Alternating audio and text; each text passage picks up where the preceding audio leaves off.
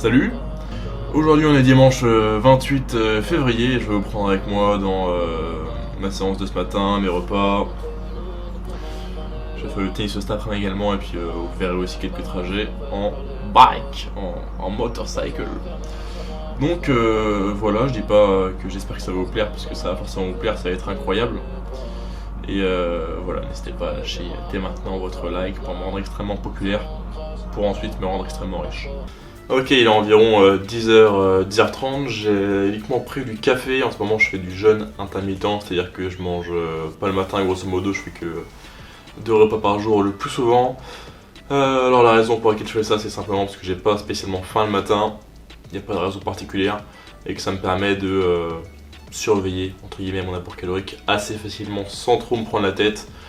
En ce moment je suis en maintenance, ma dernière vidéo c'était à propos de ma sèche de décembre. C'était assez bien passé, c'était uniquement 4 à 5 semaines assez agressives. J'ai perdu environ 5 kg et là ça faisait un mois et demi que j'étais à maintenance. Du coup là ça fait un moment que je pèse autour des 85 kg. Et je prévois de refaire une sèche assez agressive de pareil 4 à 5 semaines pour descendre plutôt vers les 82 kg. Mais pour le moment je suis uniquement en maintenance. Et j'opte pour du jeûne intermittent pour me maintenir plus facilement. Du coup j'ai pris uniquement un café pour le moment parce que la séance de ce matin ça va être de la souplesse ou de la mobilité, appelez ça comme vous voulez. En ce moment je suis coaché par Joachim Hilderson, donc c'est un coach de mobilité belge, je vous mettrai sur Instagram en description. Et les objectifs pour le moment en termes de souplesse c'est le grand écart latéral, également le pancake stretch ou plutôt ma force de compression générale pour la shoulder press. Je vous ferai une vidéo d'ailleurs sur mes progrès en shoulder press, mes progrès entre guillemets.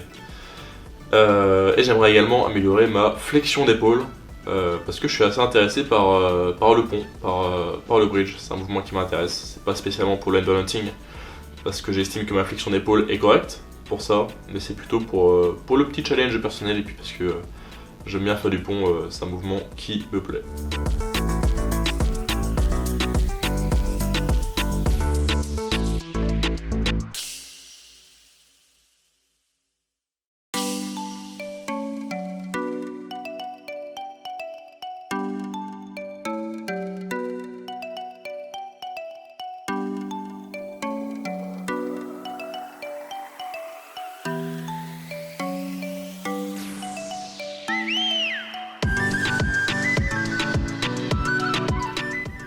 Alors oui, j'ai conscience que j'ai l'air vraiment débile quand je fais cet exercice, mais je suis plus souple que vous, du coup vous avez rien à dire.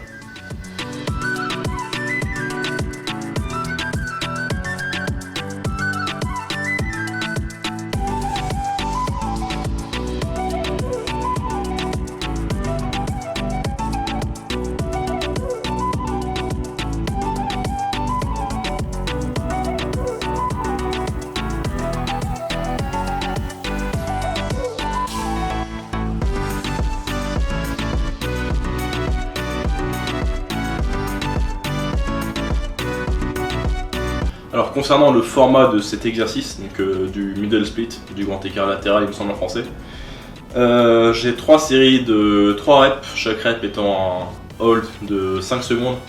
Donc je me laisse glisser dans la position la plus basse que je peux tenir activement et je la tiens 5 secondes, après faire la phase concentrique.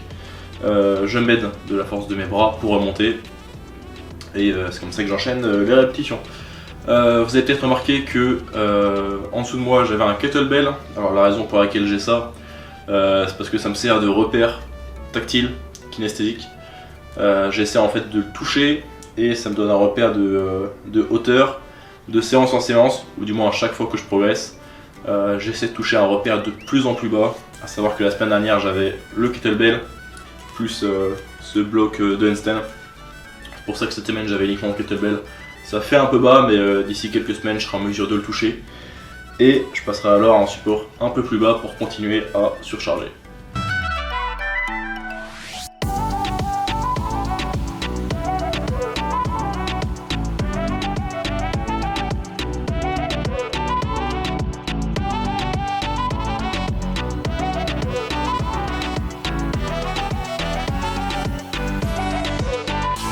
Rebonjour, alors, il est quelle heure, bordel de merde. Il est 12h38, j'ai fini ma séance de souplesse, on va maintenant manger. Est-ce que c'est intéressant? Ça vous intéresse, vous êtes fan. Alors un truc assez simple, parce que je vous rappelle que dans 1 heure, je m'entraîne, enfin je retape un tennis. Donc là le but ça va être d'avoir un truc assez facile à digérer, assez peu riche en lipides, genre juste des protéines et des glucides. Et surtout quelque chose que j'ai préparé très rapidement. Donc voilà, on peut être en étude de nutritionniste et manger des choses maxi transformées si ça fait l'affaire et si ça atteint comment dire, les objectifs visés. C'est pour ça que ce midi on va taper simplement du fromage blanc avec des nouilles instantanées toxiques, voilà. Mais ça fera l'affaire parce que ça me fera mes protéines et ça me fera mes nouilles, pas mes nouilles, mes glucides. Le mec est bourré, il dit n'importe quoi. Alors, des nouilles instantanées, bœuf, la régalade, et du fromage blanc, j'en ai 550 grammes, ce qui me fait un peu plus de 40 grammes de prot. Et si on compte les protes résiduelles dans les nouilles, ça va me taper un repas à quasiment 50 grammes de prot. D'autant plus qu'en ce moment je fais que 2 repas par jour, 2 à 3 repas par jour, du coup chaque repas je dois avoir au moins 40, 45, 50 grammes de prot si je veux avoir un total raisonnable à la fin de la journée. Et avec ça, je vais aussi taper une banane pour me donner bonne conscience et dire que je mange suffisamment de fibres pour pas choper un cancer du côlon et éviter d'avoir le diabète. C'est terrible.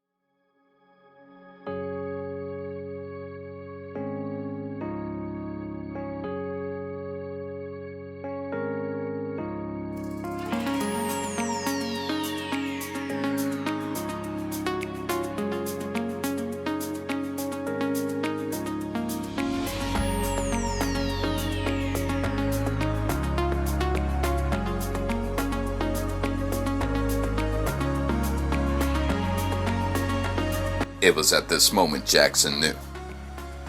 He fucked up.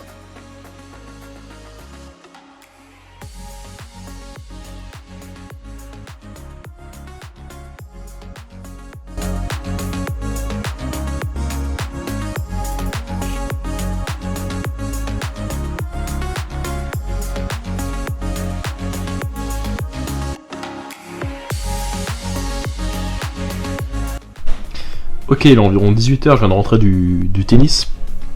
Et voilà le repas qui vient juste après. Alors c'est un énorme repas parce que c'est mon repas post-entraînement. Même si ce matin il y avait une séance de mobilité, c'est le tennis qui est ma plus grosse dépense énergétique.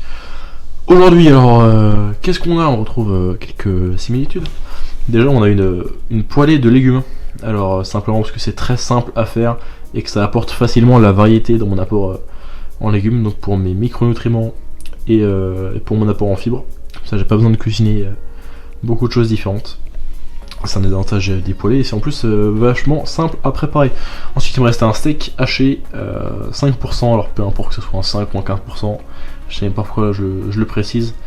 Si ce n'est que bon là il m'apportera un petit peu moins de calories pour me permettre de manger plus de d'autres aliments dans le même repas. Ma source de protéines principale, en réalité il y en a deux, donc c'est à la fois le steak qui doit contenir entre 20 et 25 grammes de protéines, je crois qu'il doit faire 100 grammes ce steak là, et c'est complété avec un reste de fromage blanc, le fromage blanc de ce midi, auquel j'ai à nouveau ajouté une banane, donc pour compléter encore les fibres et surtout les calories, donc les glucides, en bonus de ce repas. Et on retrouve encore une fois des nouilles instantanées. Ah, incroyable, incroyable à quel point c'est simple à faire. Certaines sont exécrables, certaines sont correctes. Mais encore une fois, voilà, je vous montre que j'ai beau être futur nutritionniste, tout comme vous, j'ai souvent peu le temps de cuisiner. Donc je mange des choses vachement simples, et même si c'est assez peu riche en micronutriments, ces nouilles instantanées font l'affaire, puisque j'ai déjà ici ma poêlée et même la banane que j'ai ajoutée à mon fromage blanc. Donc voilà, dernier détail pour ce repas, ça fait énormément de nourriture, mais rappelez-vous que j'ai que 2 à 3 repas par jour. La façon dont je crée mes repas, c'est avant tout la sélection de la source de protéines, donc de préférence des sources de protéines de qualité, c'est-à-dire des produits laitiers, de la viande, du poisson, des œufs. Ensuite j'ajoute une source de légumes et ou de fruits, et après selon les calories que j'ai à disposition pour ce repas ou pour la journée, je peux rajouter d'autres choses, comme là par exemple cette soupe de nouilles. Voilà tout. Alors il est maintenant 20h et quelques, et je m'apprête à finir ma journée sur une lecture, donc, du terme anglais plutôt, de MNU, ma formation en nutrition, Mac Nutrition University. Là j'ai quasiment 2 heures de lecture sur la perte de gras. Le nom de la lecture c'est Fat Loss Part 1 Adherence, the most important factor. Donc voilà, je vais finir ma soirée sur ça. Je regarde simplement les lectures. Au début je prenais des notes en plus, mais au final je trouvais que ça faisait déjà que les lectures duraient beaucoup trop de temps, et même le souci c'était que je regardais trop ce qui était affiché dans les slides, et j'écoutais moins ce qui a été dit, donc les informations même complémentaires ajoutées en plus de ce qui était écrit déjà dans le PowerPoint.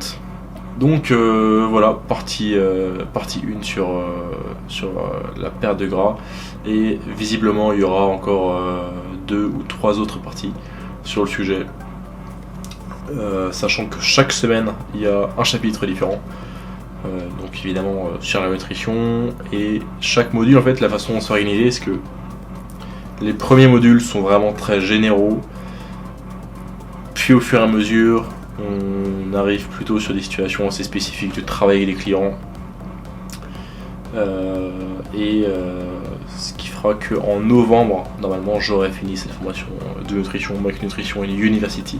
Si je réussis les examens, je serai un nutritionniste certifié MNU. Pour le moment, je prends pas de nouveaux clients, parce que j'ai ni le temps, ni... comment dire, j'aimerais en fait pouvoir finir MNU avant de marketer à nouveau mes compétences en nutrition, même si je suis bien plus compétent en nutrition que la majorité des coachs sportifs sans aucun doute. J'attends de finir totalement MNU pour pouvoir afficher ça dans mon CV, même si j'ai pas de CV en fait, je travaille pour personne. Voilà, j'attends de finir MNU en novembre avant de reprendre de nouveaux clients en nutrition. Vous pouvez me rendre très très riche, mais uniquement à partir de novembre.